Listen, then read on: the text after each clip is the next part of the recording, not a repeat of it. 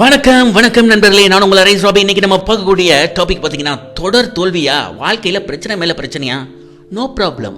S my dear friends, இந்த 5 பழக்க வழக்கங்களை மட்டும் டக்குன்னு வெட்டி விட்டுட்டீங்கன்னு வச்சுக்கோங்களேன், கை விட்டுட்டிங்கன்னா கண்டிப்பாக உங்கள் வாழ்க்கையில் எந்த பிரச்சனையும் இல்லாமல் உங்களுடைய வாழ்க்கை வெற்றிமுகமாக ஏறுமுகமாக இருக்கும். அப்படி என்ன அந்த 5 பழக்கங்கள் நான் கைவிடணும் அப்படின்னு நீங்கள் கேட்குறீங்களா? எஸ், ரொம்ப முக்கியமான இந்த 5 பழக்க வழக்கங்களை மட்டும் அப்படியே டாப்புன்னு கட்டி விட்டுட்டிங்கன்னு வச்சுக்கோங்களேன், உங்களுடைய வாழ்க்கையில் வெற்றி என்பதை யாராலையும் தட்டி பறிக்க முடியாது. அந்த 5 பழக்க வழக்கங்கள் என்ன அப்படின்றத மட்டும்தான் இந்த காணொலியில் பார்க்க போகிறோம். எஸ் மை டியர் ஃப்ரெண்ட்ஸ், அதுக்கு முன்பு நம்ம சேனல் அரேஸ் ராபி ஸ்பீக்ஸை சப்ஸ்கிரைப் பண்ணிவிடுங்க. வாங்க காணொலிக்கு போகலாம். எஸ் மை டியர் ஃப்ரெண்ட்ஸ், நம்ம வாழ்க்கையில் பார்த்தீங்கன்னா சில பேருக்கு எப்போ பார்த்தாலும் தோல்வி தோல்வி தோல்வி. என்னடா வாழ்க்கை, எப்போ பார்த்தாலும் பிரச்சனை பிரச்சனை பிரச்சனை, தோல்வி தோல்வி தோல்வி. இந்த நிலையிலேருந்து நம்மளால் வெளியே வர முடியுமா அப்படின்ற மாதிரி பலருக்கு தங்களுடைய மனசில் ஒரு மிகப்பெரிய பாரமாக இருக்கும். கண்டிப்பாங்க, யாருக்கு தான் இருக்காது? எல்லாருக்கும் வாழ்க்கையில் சந்தோஷமாக இருக்கணும், வெற்றி என்றும் ஒரு கனியை சுவைக்கணும் அப்படின்னு ஒரு ஆசை தான். ஆனால் தொடர் தோல்வியிலாவே நம்ம இருக்குது அப்படின்னா என்ன காரணம் அப்படின்னு இருக்கும். மண்டையை போட்டு ரொம்ப சுத்தலாக இருக்கும். அப்படி இருக்கவங்களுக்கு இந்த 5 பழக்க வழக்கங்கள் கண்டிப்பாக நீங்கள் கவனித்து பார்க்கணும். இந்த 5 பழக்க வழக்கத்தை மட்டும் அப்படி கட் பண்ணி ஓரமாக போட்டிங்கன்னு எடிட் பண்ணிட்டீங்கன்னா டெஃபினட்டாக லைஃப்பில் சக்ஸஸ் அப்படின்றது மட்டும்தான் உங்கள் வாழ்க்கையில் இருக்கும்.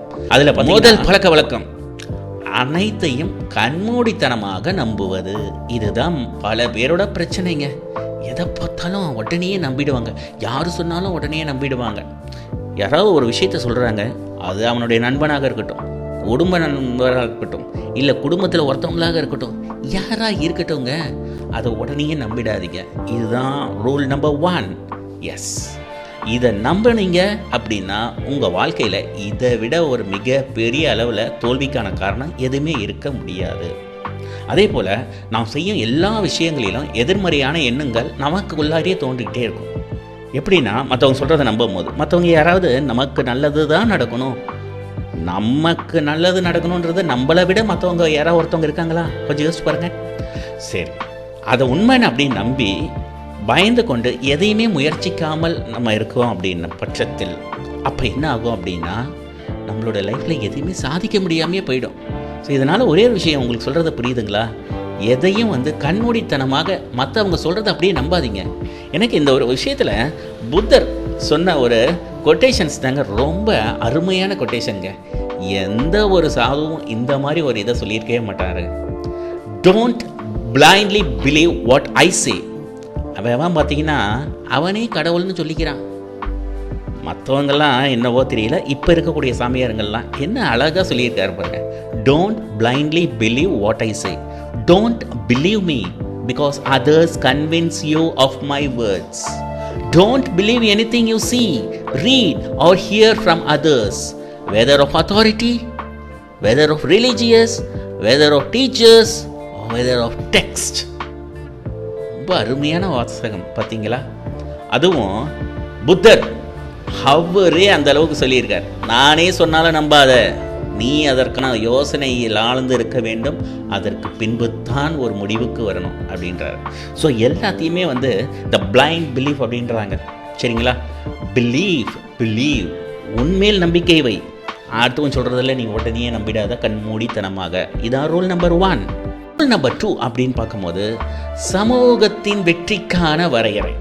ஏங்க, சமூகத்துக்கான வெற்றியை நம்ம வாழ்க்கை கிடையாதுங்க. இதை ரொம்ப நுண்ணிப்பாக கவனிக்கணும். பல பேர் என்ன நினைக்கிறாங்கன்னா, இந்த சமூகத்தில் இருக்கிறவங்க எல்லாருமே எப்படி வெற்றி பெற்றார்கள், எதனால் வெற்றி பெற்றார்கள், எதிலே வெற்றி பெற்றார்கள், அவங்க பாராட்டும் வண்ணம் இருப்பது தான் வெற்றி அப்படின்றது. அது கிடையாது.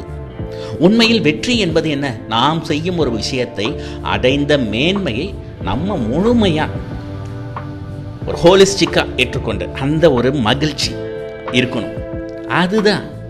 ஏதோ சோஷியல் மீடியாவில் அப்படியே ஒரு இதை போடுறது, இன்ஸ்டாவில், ஃபேஸ்புக்கில், இந்த மாதிரி பல சோஷியல் மீடியாவில், வாட்ஸ்அப்பில் இருக்கக்கூடிய இதிலெல்லாம் மூலமாக ஏதோ ஒரு இடத்துல யாருக்கோ ஒருத்தவங்க ஹெல்ப் பண்ணோம், உடனே ஒரு வீடியோ எடுக்கிறோம், உடனே ஒரு ஷார்ட்ஸ் எடுக்கிறோம், உடனே அதை அப்லோட் பண்ணுறோம். அதில் ஒரு லைக்ஸ் வருதா, அதில் எத்தனை கமெண்ட்ஸ் வருது, எத்தனை பேர் பாராட்டுறாங்க. இது வாழ்க்கையா? இது ஒரு மிகப்பெரிய வெற்றியா அப்படின்னா கிடையாது. ஒன்றும் புரிஞ்சுக்கணும். சமூகத்தில் இருக்கக்கூடிய ஒவ்வொருவருக்கும் ஒவ்வொரு இலக்கு இருக்கு. ஒவ்வொருவருடைய வெற்றியும் ஒவ்வொரு விதமானது. ஸோ சமூகம் எதை வெற்றி என்றும் இது நல்லது இது கெட்டது என்று சொல்கிறதோ அதனை நோக்கி நீ செல்லாதே. உன் மனதிற்கு எது வெற்றி என்று தோன்கிறதோ அது மட்டுமல்ல, ஒரு உண்மையான வெற்றி அப்படின்றது ஹோலிஸ்டிக் ஜாய்ஃபுல் லைஃப் அப்படின்னு ஒரு விஷயத்த சொல்லுவாங்க. அதாவது முழுமையான ஒரு மகிழ்ச்சி, அந்த மாதிரி ஒரு எண்ணம் வரக்கூடியதாக இருக்க வேண்டிய ஒரு செயல். அதைத்தான் நீங்கள் கொண்டாடணும். இதுதான் சமூகத்தின் வெற்றிக்கான வரையறையில். அதில் சிக்கிடாதீங்க. ரூல் நம்பர் 3, பிறர் பற்றிய சிந்தனைகள். மொத்தம் என்ன நினைப்பானோ, இவங்க என்ன சொல்லுவாங்களோ, அதனால நமக்கு என்ன ஆகுமோ. தோல்வியை சந்திப்பவர்கள் பல தருணங்களில் பிறருடைய வெற்றியை கண்டுதான் கவலைப்படுவார்கள்.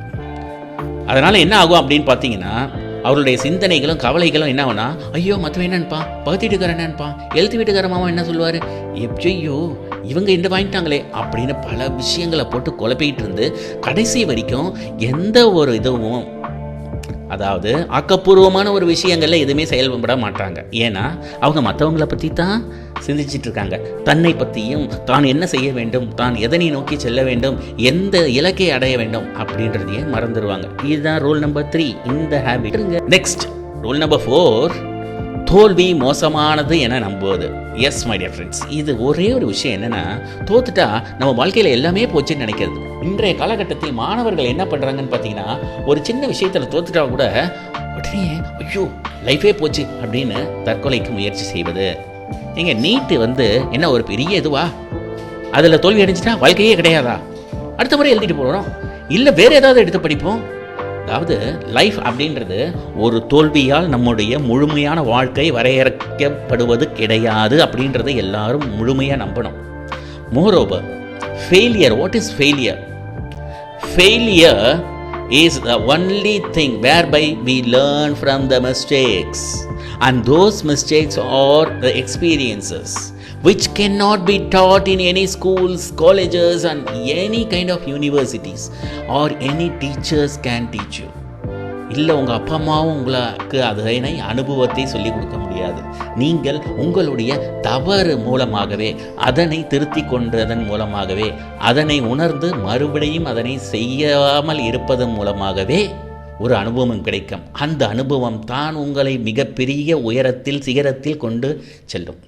ஸோ தோல்வி மோசமானது அப்படின்னு மட்டும் நினைக்காதீங்கப்பா.